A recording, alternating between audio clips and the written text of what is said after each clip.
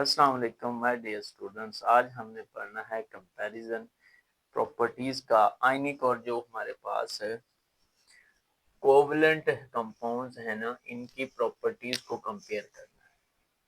किन किन की प्रॉपर्टीज को? आयनिक और हमारे पास जो कोवलेंट कंपाउंड्स होते हैं उनकी प्रॉपर्टीज को आपस में कंपेयर करना है। अच्छा, आयनिक कंपाउंड्स कौन से होते हैं और कोवलेंट कंपाउंड्स कौन से होते हैं, फिर हम उनकी प्रॉपर्टीज को कंपेयर कर सकते हैं। अगर अगर हमें पता हो तो आयनिक कंपाउंड्स वो होते हैं जिनके अंदर आयनिक बॉन्ड पाया जाता है, यानी जब दो एटम्स आपस में आयनिक बॉन्ड के जरिए जुड़े होंगे तो उनके नतीजे में जो कंपाउंड्स बनेंगे उन कंपाउंड्स को बोला जाएगा आयनिक कंपाउंड। और जब दो एटम्स आपस में कोवलेंट कंपाउंड इलेक्ट्रॉन की शेयरिंग से between the two bonded atom sharing से बनेंगे तो वो कंपाउंड्स कहलाएंगे कोवलेंट कंपाउंड्स। और आपने क्या करना है, वो जो आयनिक कंपाउंड्स बने हैं और जो हमारे पास कोवलेंट कंपाउंड्स बने हैं उनकी प्रॉपर्टीज को आपस में कंपेयर करना है। तो हमारे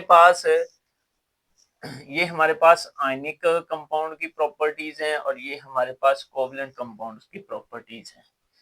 तो जो हमारे पास आयनिक कंपाउंड्स होते हैं, ठीक है, inorganic compounds oppositely charged ions are properly arranged.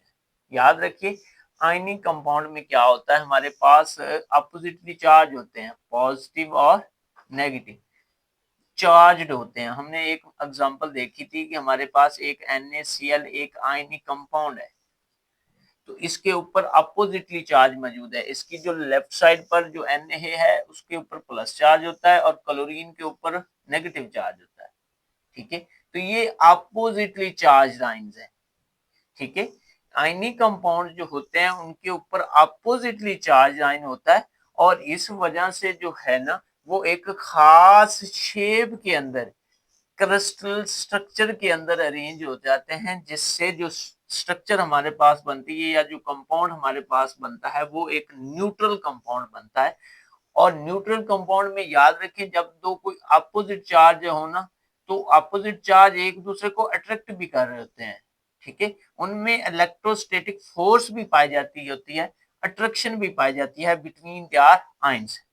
तो हमारे पास मेन पॉइंट क्या है कि जब कोई ऑर्गेनिक कंपाउंड हो, ठीक है, और आयनिक फॉर्म में हो और उनके पास अपोजिट चार्ज हो तो एक खास स्ट्रक्चर बनेगी और वो न्यूट्रल होगी और उनके दरमियान आयंस के दरमियान इलेक्ट्रोस्टैटिक फोर्स भी पाई जाती है। इसी तरह हम देखते हैं covalent compound. Covalent compound mostly exist as a discrete neutral, वो भी न्यूट्रल होते हैं। न्यूट्रल का मतलब होता है उनके ऊपर कोई चार्ज नहीं, positive negative charges, number of charges are equal.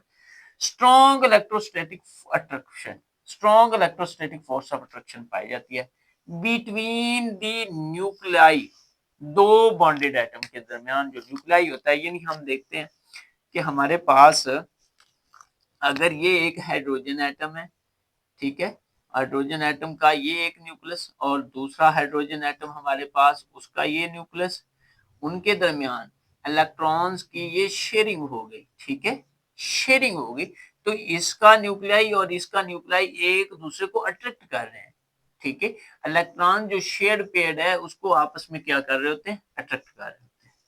तो ये कोवलेंट कंपाउंड की प्रॉपर्टीज।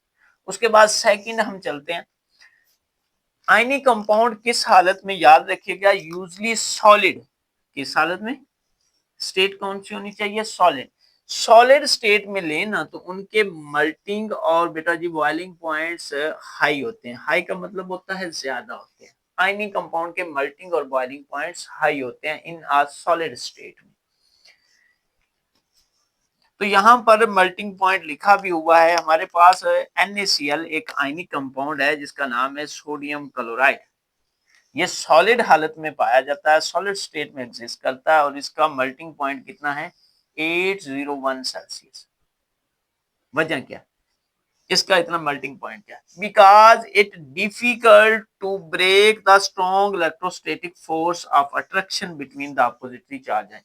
अब यहां पर देखिए, एक NaCl है, ये एक आयनिक कंपाउंड है, इसका जी मेल्टिंग पॉइंट है 801 सेल्सियस है, वजह क्यों है, इसका इतना मेल्टिंग पॉइंट ज्यादा क्यों है?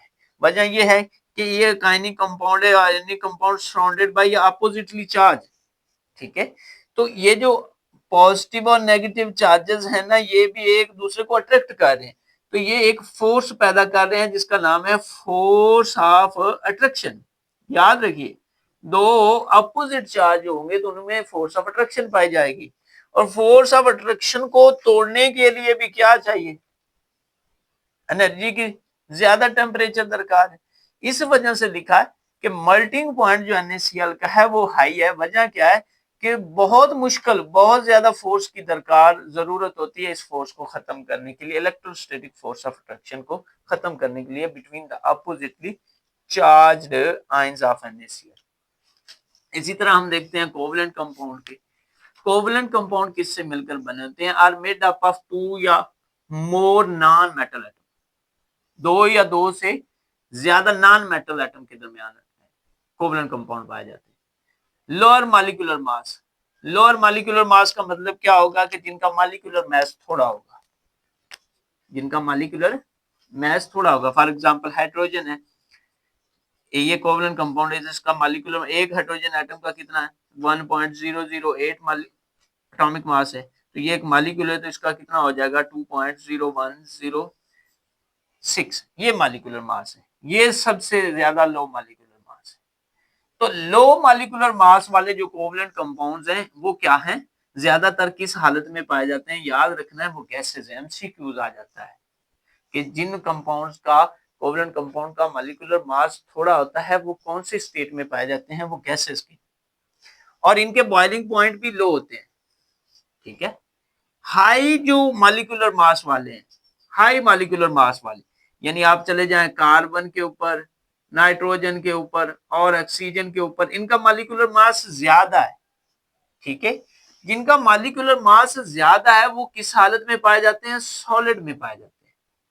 अब यहां पर बात खत्म होगी कि जो मॉलिक्यूलर मास जिनका थोड़ा है वो गैसेस हैं, और गैसेस का मेल्टिंग बॉइलिंग पॉइंट थोड़ा है, और जिनका मॉलिक्यूलर मास ज्यादा है वो सॉलिड हालत में, और सॉलिड में आपको पता है उनका मेल्टिंग और बॉइलिंग पॉइंट भी क्या होगा?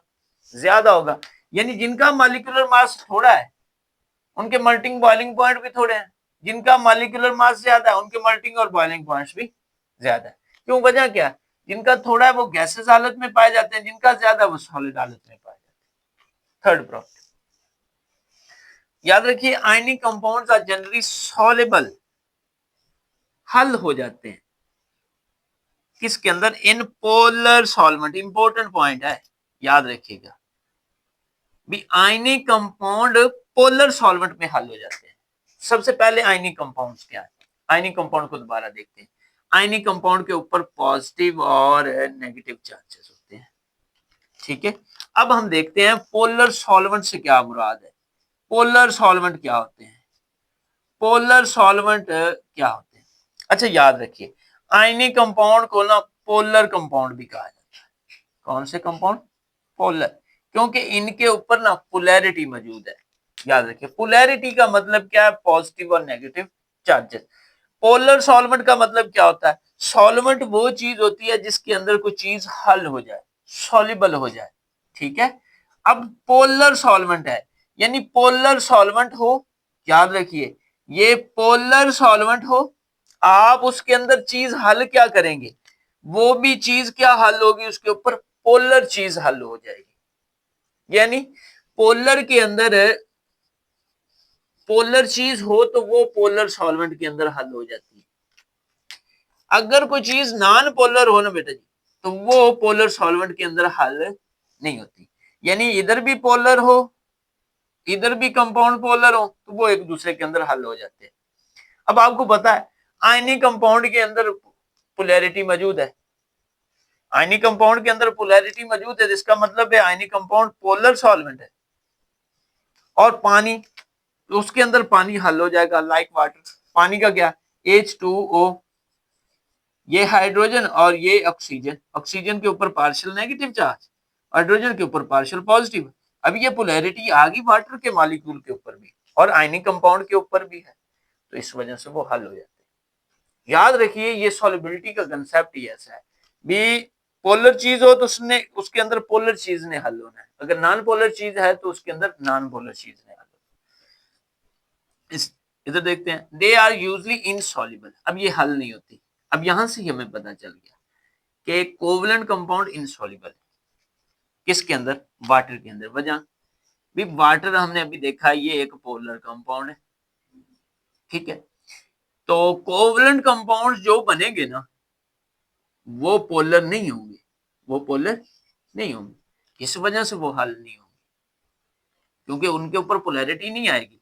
अब हमने देखा है भी, ये देखिए ये एक पोलर कंपाउंड है, कोवलेंट कंपाउंड है हाइड्रोजन, इसी तरह ये देखिए एन, इसी तरह ये ऑक्सीजन देखिए, इनके ऊपर पॉजिटिव नेगेटिव चार्ज नहीं है, तो ये पोलर कंपाउंड भी नहीं, और ये पोलर सॉल्वेंट के अंदर हल भी नहीं होते। लेकिन ये फिर हल होते हैं नॉन पोलर सॉल्वेंट के अंदर। याद रखिए, कोवलेंट कंपाउंड्स हल होते हैं नॉन पोलर सॉल्वेंट के अंदर, सच एज हमारे पास ईथर हो जाता है, अल्कोहल हो जाता है, बेंजीन होता है, ये नॉन पोलर सॉल्वेंट हैं, उनके अंदर फिर कोवलेंट कंपाउंड हल हो जाते हैं। यानी ये किनके अंदर हल होते हैं, पोलर सॉल्वेंट के अंदर। ये जो कोवलेंट कंपाउंड है ये किनके अंदर हल होते हैं, नॉन पोलर सॉल्वेंट के अंदर। चौथी property, they are usually good conductor of electricity, यानी इनके अंदर से करंट गुजर जाता है, गुड कंडक्टर है। कंडक्टर क्या होता है, हर वो चीज कंडक्टर होती है जिससे करंट गुजर जाए, जिससे इलेक्ट्रिसिटी पास हो जाए। और ionic compounds good conductor of electricity, यानी इनसे करंट पास होता है, क्योंकि they are usually good conductor of electricity. वजह क्या है, वजह क्या है कि जो आयनिक कंपाउंड्स है ना उनके अंदर बेटा जी फ्री आयंस मौजूद होते हैं, ठीक है। फ्री आयंस के अंदर फोर्स, यानी दो आयंस होते हैं उनके अंदर, एक पॉजिटिव और एक नेगेटिव, और दोनों आयंस एक दूसरे को अपनी तरफ अट्रैक्ट कर रहे होते हैं, ठीक है। इस वजह से गुड कंडक्टर ऑफ इलेक्ट्रिसिटी है, मोल्टन स्टेट में भी और सोल्यूशन फॉर्म के अंदर भी। जो आयनिक कंपाउंड है इन दोनों स्टेट के अंदर गुड कंडक्टर ऑफ इलेक्ट्रिसिटी, और उनकी वजह क्या है कि उनके अंदर फ्री आयंस मौजूद होते हैं। इसी तरह अगर हम कोवलेंट कंपाउंड की तरफ जाएं, they are usually bad conductor of electricity. अब वजह क्या है, वो गुड कंडक्टर ऑफ इलेक्ट्रिसिटी है, ये बैड कंडक्टर ऑफ इलेक्ट्रिसिटी है।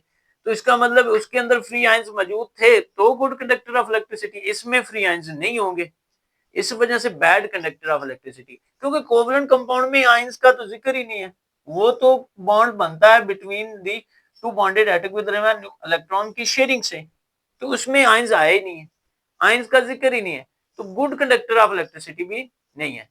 तो याद रखें, ये they are the good conductor of electricity, they are bad conductor of electricity, ठीक है। तो ये इनकी कंपैरिजन प्रॉपर्टीज है आयनिक कंपाउंड की और कोवलेंट कंपाउंड की। बस इनको डीपली देखें और ध्यान से पढ़ें।